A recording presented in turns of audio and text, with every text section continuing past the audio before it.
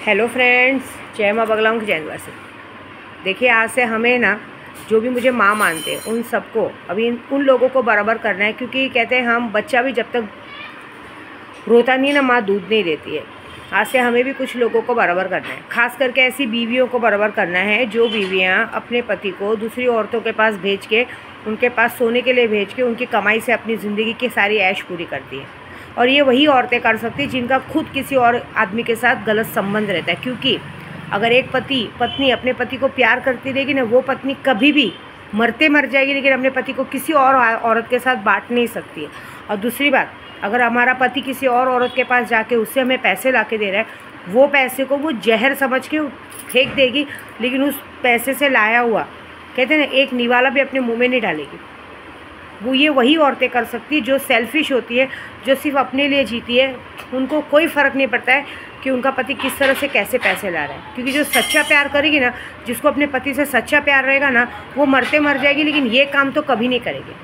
और सबसे पहले तो मुझे ऐसी औरतों को ही बराबर करना है कि मैं देखना चाहती हूँ जब ये पलंग पे सोती हैं, जब इनका हाथ पैर टूटता है, एक्सीडेंट होता है, बीमार पड़ती हैं, तब इनको इनका वो सोकल पति इनकी सेवा करने आता है क्या, हमें ये देखना है। और सबसे बड़ी बात, इनके साथ इनके मायके वालों को सबक सिखाना है, क्योंकि इनके कान में मंत्र फूकने वाले इनके मायके वाले होते हैं। वो तो महाबेशरम होते हैं, वो इनके कान में ये मंत्र फूकते हैं कि तेरा आदमी तो ऐसी भी नालायक है, ऐसे भी कुछ कमा के नहीं दे रहा, चल ना किसी औरत के बहाने तेरा घर तो चल रहा है, तेरे पास रात को आ तो रहा है, तू उसके सामने अच्छी बन के रहे, तू उसकी हर हाँ में हाँ मिला, तुझे क्या फ़र्क पड़ता है। तुझे तो पता है उसको ज़रा सा प्यार से पुचकारेंगे तो वो आ जाएगा, उसको प्यार से तो हैंडल कर, उसके सामने एकदम अच्छी बनी रहे। हमें क्या करने का, वो किधर जाता है, क्या झक मारता है, क्या करता है, आता है घर में, खाता है पीता है, चुपचाप सो जाता है, उससे मतलब रखा कर। बाकी तू बाहर अपनी ऐश कर, तुझे कौन देखने आ रहा है ना।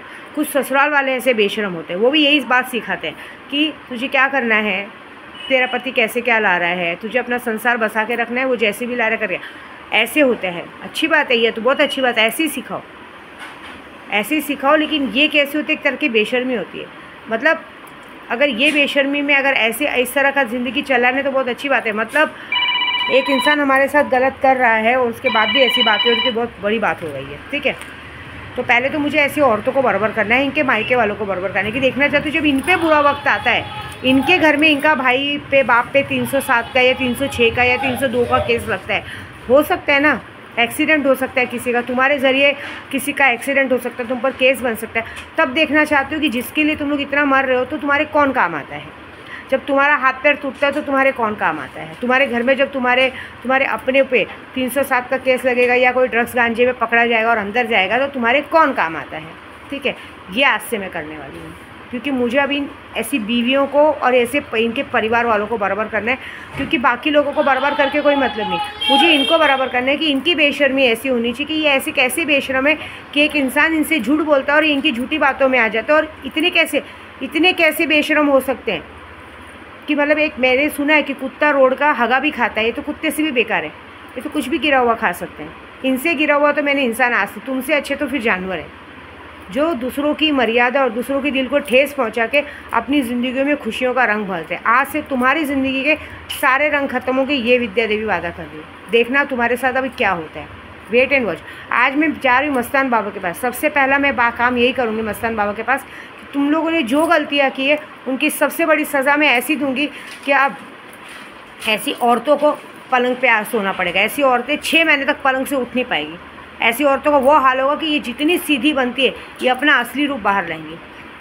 मतलब कहते हैं ना, डायन भी साथ घर के छोड़ के बात करते। तुम लोग तो सारे डायन से भी बेकार हो। तुम लोग इस तरह से किसी के साथ कैसे ऐसे कर सकते हो। और तुम्हारे साथ जो होना चाहिए वो तुम्हारे साथ राइट होना चाहिए। अब तुम्हारे साथ होगा, मैं देखना चाहती हूँ अब तुम्हारे साथ जो होगा तुम्हें कौन बचाने आता है।